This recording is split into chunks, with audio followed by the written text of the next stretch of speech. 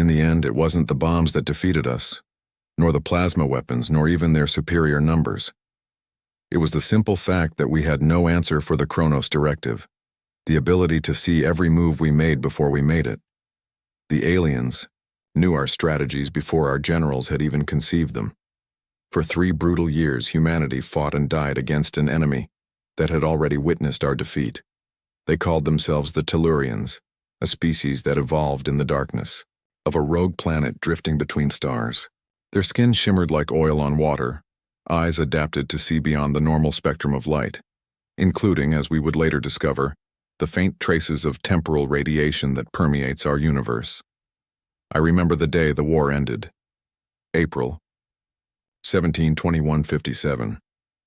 I was stationed at Luna Command when the Tellurian mothership appeared above Washington, D.C., their message broadcast simultaneously to every screen on Earth and its colonies. Your extinction is inevitable. You have already lost. The surrender was signed by what remained of Earth's government 8 hours later. Humanity lost the war, but what happened next would change the very fabric of existence itself. My name is Dr. Elias Vren. I was a quantum physicist before the invasion, and afterward, I became something else entirely. A reluctant revolutionary in a conflict that transcended time itself. This is the story of how humanity, backed into the corner of extinction, discovered the one weapon the Tellurians feared: our stubborn refusal to accept the future as written. The occupation began immediately. Tellurian enforcers established outposts in every major city. Their technology was beyond anything we had ever seen. Ships that could phase through solid matter, weapons that could disintegrate targets at the molecular level, and most terrifying of all, devices that seemed to predict events seconds before they occurred. Resistance was futile and swiftly punished. Any human found with a weapon was executed along with their entire family. Any scientist researching technology beyond approved levels was disappeared.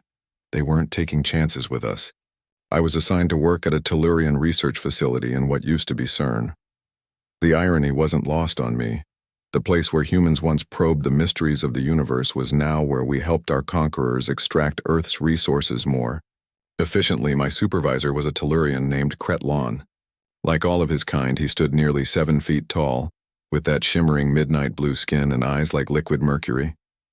Unlike most Tellurians, however, Kryll seemed almost curious about humans. "Your species defies probability models," he told me one day, his voice a resonant hum that seemed to vibrate through my bones. "You should have destroyed yourselves centuries ago, yet you persisted. Fascinating and troubling." I kept my head down, focused on the quantum displacement calculations he'd assigned. "We're stubborn that way." "Indeed, it is why the directive was necessary. Your potential futures branched in too many directions. Unpredictable. Dangerous." That was the first hint I had about what the Kronos directive truly was. Not just a tactical advantage, but something far more fundamental to Tellurian society. Months passed. I gained Kryll's trust through diligent work and careful conversation. He began to share more about their technology, their history. The Tellurians hadn't evolved the ability to perceive time. They had engineered it after discovering temporal radiation during their nomadic journey through space. "We see echoes," he explained once when we were alone in the lab. "Probability waves that ripple backward from events that have not yet occurred. It allows us to navigate the optimal path through possible futures." "Like a temporal GPS," I said, instantly regretting the flippancy. But Kryll made the gurgling sound that passed for Tellurian laughter. "An apt comparison, Dr. Vren, though vastly oversimplified." The breakthrough came 6 months into my captivity. I was reviewing data on their temporal sensors when I noticed something odd, a blind spot in their predictions. Small events, seemingly random, that defied their probability models, and each one corresponded to a specific type of quantum fluctuation. I kept this discovery to myself, knowing it could be valuable. Instead, I began asking Kryll about Tellurian philosophy. "If you can see the future," I asked during one late-night shift, "does that mean everything is predetermined? Do you believe in free will?" Kretlon's mercury eyes fixed on me. An interesting question from a species so obsessed with choice. We do not see the future, Dr. Vren. We see probable futures. The more likely an event, the stronger its temporal echo. Some outcomes are so certain they might as well be predetermined. Like our defeat. Precisely. We witnessed the echoes of Earth's surrender long before we arrived in your solar system. But what about the improbable? I pressed. The outcomes, so unlikely they cast no echo? Something changed in Kretlon's posture, a stiffening I'd never seen before. Those are statistical anomalies, irrelevant. But I knew I'd struck a nerve. The Tellurians weren't omniscient. They had a blind spot, the truly unpredictable. That night I made contact with the Resistance. It wasn't easy. Communications were monitored, movement restricted. But humans are, as Kretlon noted, stubborn. A network had formed in the shadows, passing messages through code and dead drops. My message was simple. They can't see what they don't expect. Quantum uncertainty is our weapon. 2 weeks later, I met Dr. Sophia Chen, former head of quantum computing at MIT, now the scientific leader of the Resistance. We met in the ruins of an abandoned subway station, surrounded by what remained of humanity's greatest minds. We've been trying to reverse engineer their temporal technology, Sophia explained, showing me schematics they'd pieced together from stolen components. But we're missing something fundamental. Quantum entanglement across time, I said, and explained my theory. The Tellurians weren't seeing the future. They were detecting quantum particles entangled with their future states, measuring the collapse of probability waves before they occurred in normal spacetime.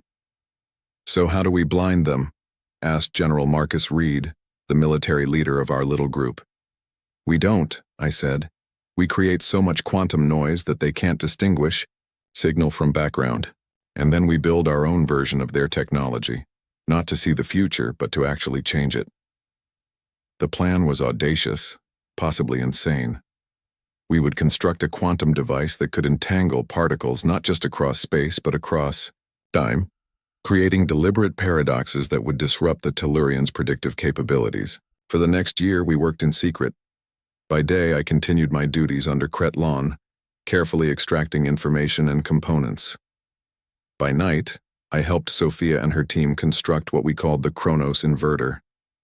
The device itself looked underwhelming, a sphere about the size of a basketball, filled with a complex array of superconducting circuits suspended in a quantum vacuum. But its potential was limitless. By creating targeted temporal entanglements, we could theoretically send information back in time, albeit in limited form. As the project neared completion, I noticed Kretlon becoming increasingly agitated. Tellurian security measures intensified. Had they detected our work, or was something else happening? The directive is failing. Kretlon confided in me one evening, his voice lower than usual. Probability cascades are becoming unstable. The future is becoming clouded. I feigned concern while my heart raced with hope. Our work was already having an effect, even before activation. The mere potential of our device was creating enough quantum uncertainty to disrupt their predictions. What does that mean for your people? I asked carefully. Uncertainty is uncomfortable for us. Our entire civilization is built on temporal foresight. Without it, we are blind, vulnerable. He turned those mercury eyes on me. Like you were. The test of the Kronos inverter was scheduled for midnight on the anniversary of Earth's surrender. Poetic, perhaps, but also practical. We knew the Tellurians would be distracted by their victory celebrations. The plan was simple. Activate the device and send a single piece of information back in time to ourselves from 1 hour in the future. If it worked, we would receive the message before sending it. Proof that we could create the very temporal paradoxes that the Tellurians feared. I was supposed to be at the testing site, an abandoned mine shaft deep enough to shield our activities from Tellurian sensors. But at the last moment, Kretlon required me to attend a special research briefing at the facility. The High Command wishes to accelerate the resource extraction, he explained. They are concerned about recent anomalies. I couldn't refuse without arousing suspicion. I sent word to Sophia, proceed without me. The briefing was tense. Senior Tellurian officials questioned us about efficiency metrics and timeline projections. Throughout it all, Kretlon seemed distracted, his mercury eyes constantly shifting toward the chronometer on the wall. At precisely midnight, every Tellurian in the room suddenly convulsed, their shimmering skin pulsing with waves of color. Alarms blared throughout the facility. "What have you done?" Kretlon hissed at me, his voice distorted with what I now recognized as fear. I said nothing, but my expression must have betrayed me. "The quantum fluctuations, they're coming from you. Humans, you've been experimenting with temporal physics." Before I could respond, the facility shook with a massive explosion. The Resistance had decided that testing the device wasn't enough. They were launching a full-scale attack, using the Tellurians' momentary blindness to strike. In the chaos that followed, I tried to escape, but Kretlon caught me at the perimeter. "You don't understand what you're tampering with," he said, his grip painfully tight on my arm. "Time is not a weapon to be wielded. It's a foundation to be respected." "Easy to say when you're on the winning side of history," I shot back. "There are no winners in temporal war, Dr. Vren. Only survivors and paradoxes." Another explosion rocked the facility, and in that moment of distraction, I broke free and ran into the night. The Resistance had succeeded beyond our wildest expectations. The Chronos inverter had created a cascading temporal disruption that rendered all Tellurian predictive technology useless. For the first time since their arrival, they were as blind to the future as we were. But we hadn't anticipated the full consequences of our actions. As I made my way to the Resistance headquarters, I began to notice strange phenomena, ghostly afterimages trailing behind moving objects, sounds that seemed to arrive before their causes. The fabric of space-time itself was showing signs of strain. When I finally reached our hidden base, I found Sophia staring at the Chronos inverter with a mixture of triumph and horror. "It worked," she said without looking up. "We sent the message back, but something else came with it." "What do you mean?" She pointed to a data screen showing a stream of quantum information flowing into our systems. "We're receiving data from multiple temporal coordinates, not just from 1 hour in the future, but from days, weeks, years ahead, and from alternate timelines." The implications were staggering. We hadn't just created a device to send information through time. We'd punched holes in the barriers between possible realities. Over the next few days, as the human Resistance launched attacks on Tellurian strongholds worldwide, we began to sort through the temporal data. Most of it was incomprehensible noise, but certain patterns emerged, glimpses of potential futures. Depending on the choices we made now, we saw timelines where our victory over the Tellurians led to humanity's rapid technological advancement and expansion to the stars. We saw others where our use of temporal weapons triggered catastrophic collapses in space-time itself. And disturbingly, we saw futures where we became the very thing we fought against, a human empire using temporal foresight to subjugate other species. "We need to shut it down," I finally said, after 72 sleepless hours analyzing the data. "This is too dangerous." "Are you insane?" General Reed demanded. "We're winning. For the first time, we have the upper hand. We're tearing apart the fabric of reality," Sophia countered, supporting my position. "The temporal distortions are getting worse. If we don't stop, there might not be a reality left to save." The argument might have continued indefinitely if not for an unexpected visitor. Kretlon walked into our headquarters, unescorted and unarmed. Soldiers immediately surrounded him, weapons ready. "How did you find us?" Reed demanded. I followed. "The temporal disruptions," the Tellurian said simply. "They lead here like ripples to a stone thrown in water." He turned those mercury eyes to me. "Dr. Vren, we need to talk." Against Reed's protests, I agreed to speak with Kretlon privately. We sat in what had once been a bank vault, now repurposed, as a secure conference room. "Your device is more powerful than you realize," he began without preamble. "The Chronos inverter, as you call it, doesn't just send information through time, It creates connection points between possible realities. We've noticed, I said dryly. What you haven't noticed is that these connection points are becoming unstable. The barriers between timelines are weakening. Soon, realities will begin to bleed into one another. I thought of the ghostly after-images, the pre-echoes of sounds.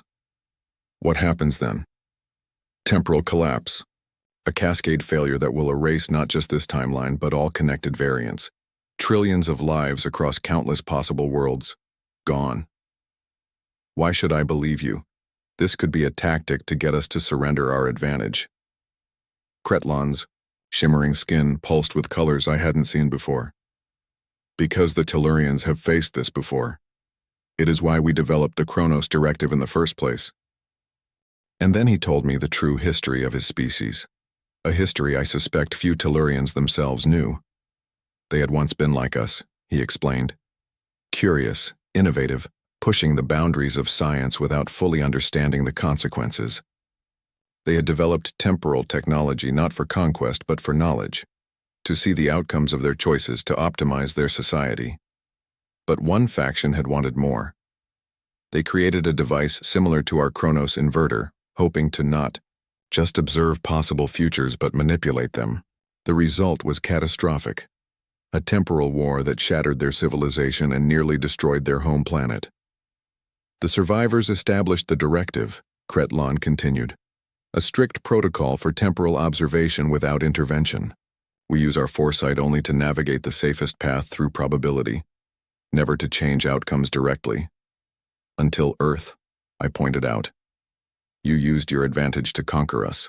We saw your future, Dr. Vren. Humanity was on the verge of discovering temporal physics through your quantum research. The probability streams showed with near certainty that you would repeat our mistakes, and with far worse consequences due to your species' particular creativity. So you decided to enslave us instead? How noble. We decided to guide you. The occupation was meant to be temporary, just long enough to redirect your scientific development away from temporal manipulation. I laughed bitterly. You have a strange definition of guidance. Perhaps our methods were flawed, he acknowledged, surprising me.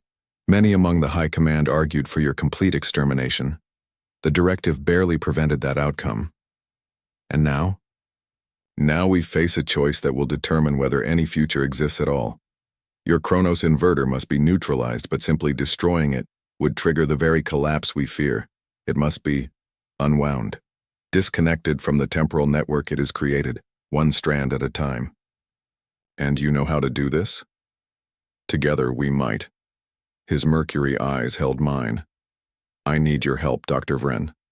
And you need mine. I didn't trust him, couldn't trust him. But the data we'd collected supported his claims. The temporal distortions were growing exponentially. Strange phenomena were being reported worldwide. Objects phasing in and out of existence, people encountering doppelgangers of themselves, weather patterns changing in impossible ways. After hours of debate, the resistance leadership reluctantly agreed to a truce. The Tellurian High Command was equally reluctant, but the evidence of impending temporal collapse was too compelling to ignore.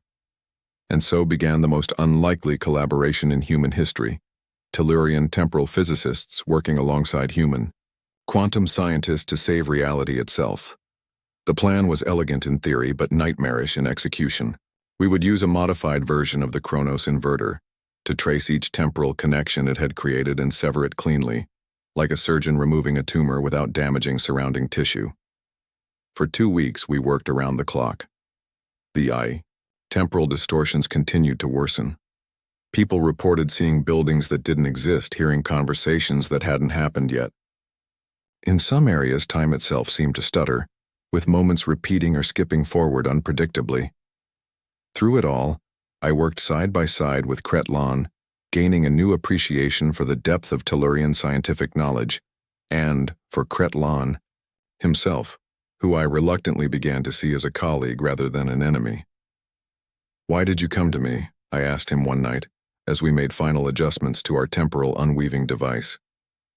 "You could have taken this to your high command directly. They would have chosen the simplest solution. destroying your device and everyone associated with it regardless of the risks. And you didn't agree with that approach? Kretlon's skin rippled with those unusual colors again. I have spent enough time among humans to know that your extinction would be a loss to the universe.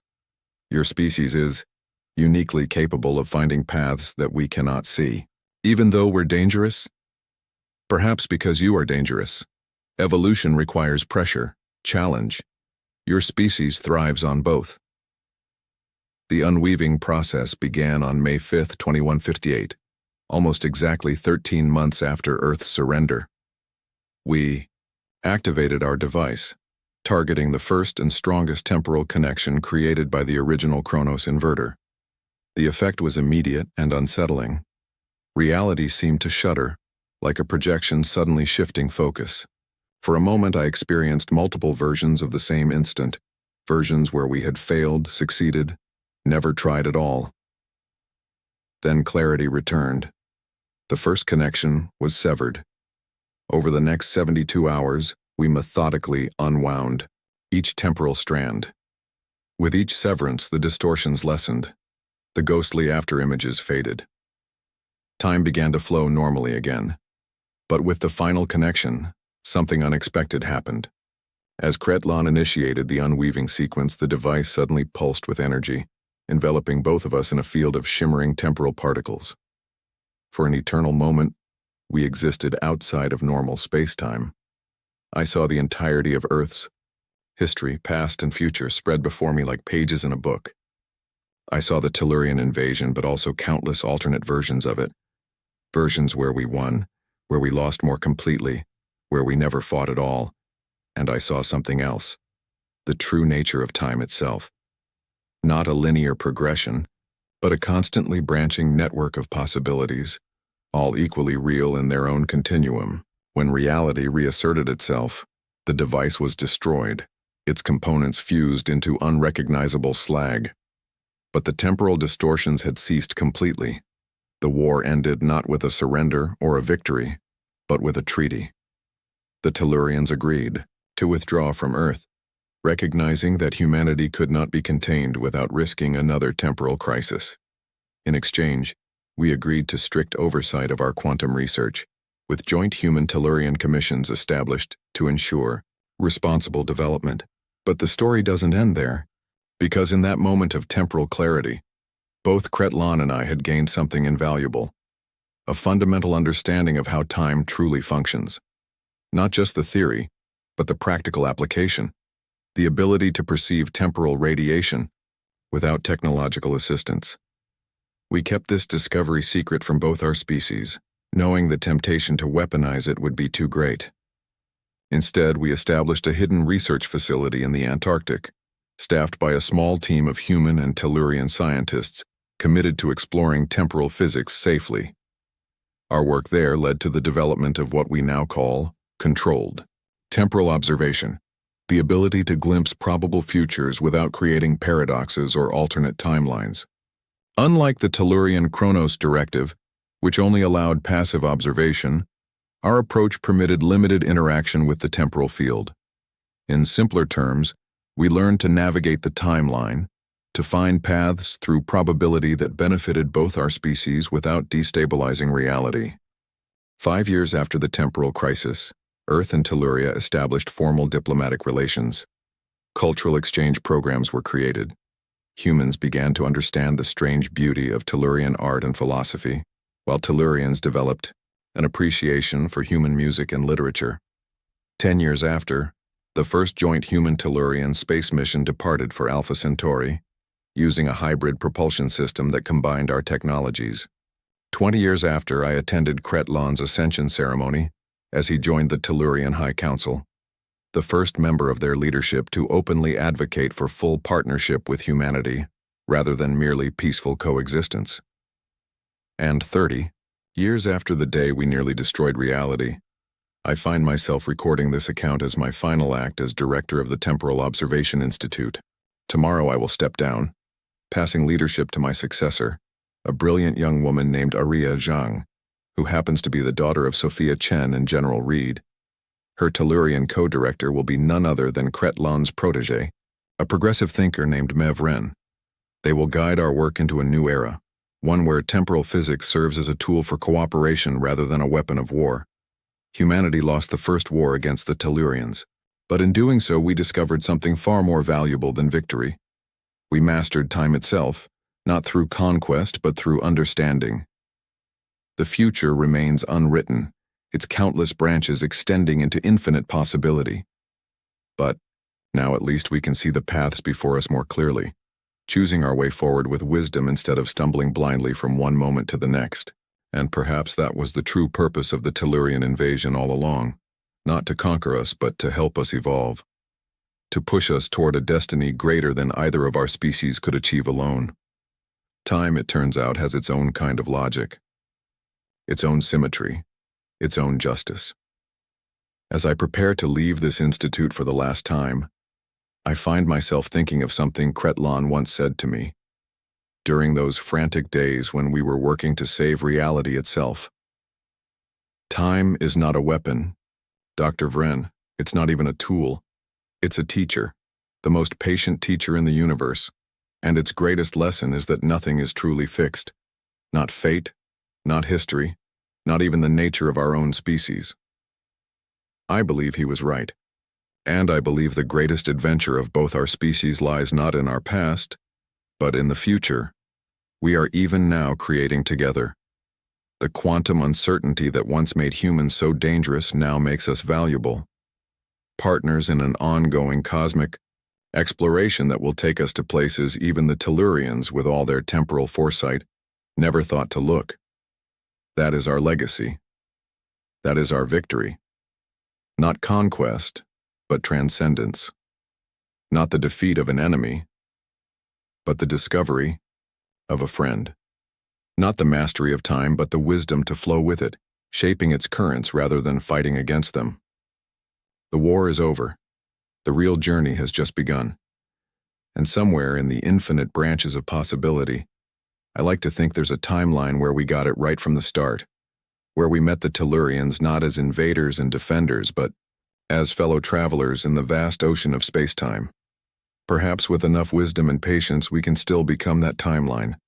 After all, nothing is fixed, not even the past, especially not the future. Time itself has taught us that.